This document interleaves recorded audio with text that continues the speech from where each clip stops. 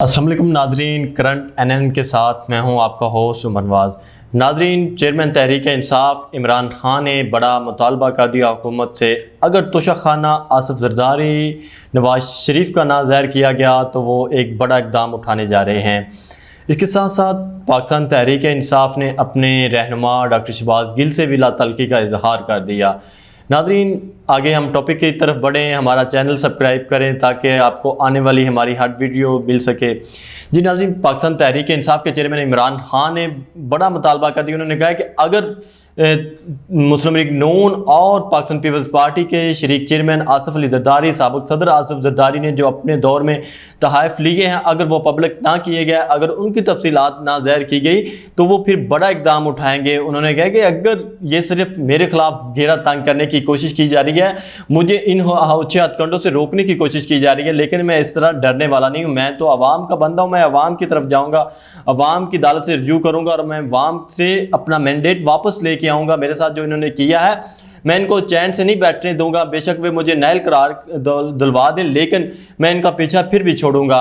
उसके साथ उन्होंने ये भी कहा है कि नवाज शरीफ ने अपने दौरा इक़्तिदार में जो तहफ़ लिए हैं, नवाज शरीफ ने ये कानून बनाया था कि जो प्राइम मिनिस्टर को तहफ़ मिलते हैं, ये जो है ना वो पब्लिक नहीं होने चाहिए, ये एक सीक्रेट है। तो फिर मैं कैसे अवाम को बताता? ये तो मेरा फिर जो नवाज शरीफ ने कानून बनाया था, मैंने तो उसी को लागू करते हुए वो सीक्रेट रखे हुए थे। तो साथ उन्होंने ये भी कहा कि अगर मेरे खिलाफ स्पीकर रेफरेंस भेजा गया तो मैं फिर बड़ा इकदाम उठाऊंगा, मैं अदालत का भी दरवाज़ा खटखटाऊंगा और मैं अवामी अदालत की तरफ भी रुजू करूंगा। मैं अवाम की तरफ जाऊंगा, अवाम से अब मैंडेट लूँगा, अवाम से ये सवालात पूछूंगा कि जो आसिफ अली जरदारी और नवाज शरीफ ने किया वो मेरे साथ, मेरे लिए कानून और है, नवाज शरीफ और आसिफ जरदारी के लिए कानून है। उन्होंने ये भी कहा कि पहले भी यही हो रहा था, मैं तो इसी चीज़ के खिलाफ आवाज़ उठा रहा था कि मेरे और आम आदमी के लिए, पाकिस्तान के अंदर आम आदमी छोटी चोरी करता है उसके लिए कानून और हैं, बड़ी चोरी करने वाले के लिए वो कानून और हैं, वो आज़ाद घूम रहे हैं। जो सैकड़ों की चोरी करता है, चंद रुपये की चोरी करता है, वो जेलों में, और जो अरबों और खरबों की चोरी करता है वो इस वक्त बैरून मुल्क घूम रहे हैं, वो इलाज करवा रहे हैं, अपने बैरून मुल्क इलाज के बहाने जाते हैं और वहाँ पे घूम फिर रहे हैं। इसी तरह कोई अरबों की चोरी करने वाला प्राइम मिनिस्टर है तो कोई अरबों की चोरी करने वाला आज वजीर है। तो ये नहीं होना चाहिए। मेरी तो स्ट्रगल ही इस चीज़ के खिलाफ है, मैं ये बर्दाश्त नहीं करूँगा। तो साथ पाकिस्तान तहरीक इंसाफ ने अपने सीनियर रहनुमा डॉक्टर शहबाज गिल से भी लातल्की का इजहार करना शुरू कर दिया है। पाकिस्तान तहरीक इंसाफ के वाइस चेयरमैन शाह महमूद कुरैशी ने कहा है कि जो शहबाज गिल ने बयान दिया, तहरीक इंसाफ इस बयान को ऑन नहीं करती, ये तहरीक इंसाफ की पॉलिसी नहीं है, ये शहबाज गिल का पर्सनल बयान है। तो हम इस तरह के बयान की मजम्मत करते हैं, शहबाज गिल को इस तरह का बयान नहीं देना चाहिए था। उन्होंने तो ये भी शाह महमूद कुरैशी ने कहा है कि सियासतदानों को इस तरह के बयान नहीं देने चाहिए, बल्कि ये जो बयान है ये तो फ़ौज को कमज़ोर करने का बयान है, तो हम इस बयान को ऑन नहीं करेंगे। बाकी भी शहबाज गिल के बयान से जो PTI के रहनुमा है वो लातल्की का इजहार कर रहे हैं।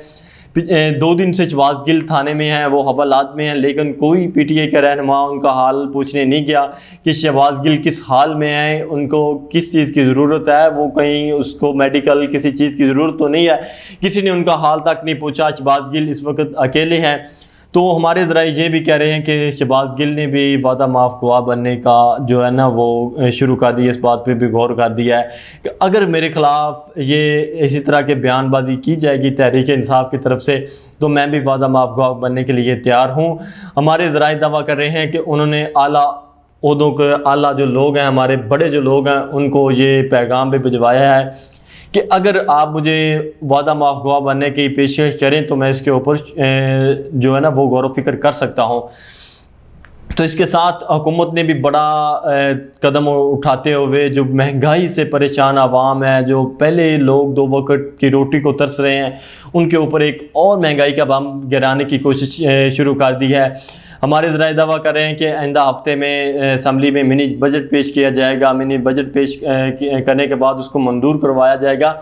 IMF ने बड़ी शराइत जो है ना वो लागू की हैं। किस्त जारी होने से पहले मिनी बजट आपको पास करना होगा, नए टैक्सेस लगाने होंगे और ख़ास तौर पे कुछ ऐसे जो सेक्टर हैं जहाँ पे बहुत ज़्यादा टैक्स लगाया जा रहा है। ख़ास तौर पे FBR को उन्होंने बहुत टास्क दे दिया है, फर्टिलाइज़र के ऊपर, तंबाकू की इंडस्ट्री के ऊपर, और कुछ ऑयल एंड गैस के ऊपर भी टैक्सेस लगेंगे और ये सारा पैसा आवाम की जेबों से फिर एक बार निकाला जाएगा। और जो तजर्बाकार हुकूमत थी, जो दावे करते थे कि हम आएंगे आवाम आदमी को रिलीफ देंगे, अब वो रिलीफ अब तकलीफ़ की सूरत में बदल रहा है। अब और टैक्सेस लगेंगे और चीज़ें महंगी होंगी।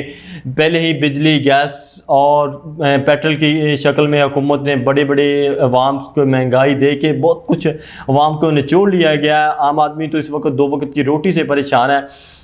तो हुकूमत ने अब फिर टैक्सेस लगाने का फैसला कर लिया है। मिनी बजट है, अभी तो बजट को 1 महीना हुआ है, मिनी बजट आएगा। आगे पूरे साल में कब कब बजट मिनी बजट आएंगे, कितने टैक्सेस आएंगे, क्या कुछ होगा। और ताजरों को अक्टूबर तक जो टैक्स की वो छूट दे दी गई है। बिजली के बिलों के ऊपर जो उन्होंने टैक्स लगाना था वो अक्टूबर तक डिले कर दिया गया है। तो अक्टूबर में ताजरों से भी टैक्स लिया जाएगा बिजली के बिलों के ऊपर। तो नाज़रीन, महंगाई की चक्की में तो आवाम तो पहले ही पिस चुकी है। ये तजर्बाकार हुकूमत एक दफ़ा फिर आवाम को महंगाई की चक्की के अंदर पीसने जा रही है। तो नाज़रीन, उम्मीद है कि आपको हमारी ये वीडियो पसंद आई होगी। आप हमारा जो चैनल है इसको सब्सक्राइब करना ना भूलिएगा ताकि हमारी आने वाली हर वीडियोज़ आपको मिल सके। अपने मेज़बान उमर नवाज़ को दीजिए इजाज़त। अल्लाह निगहबान।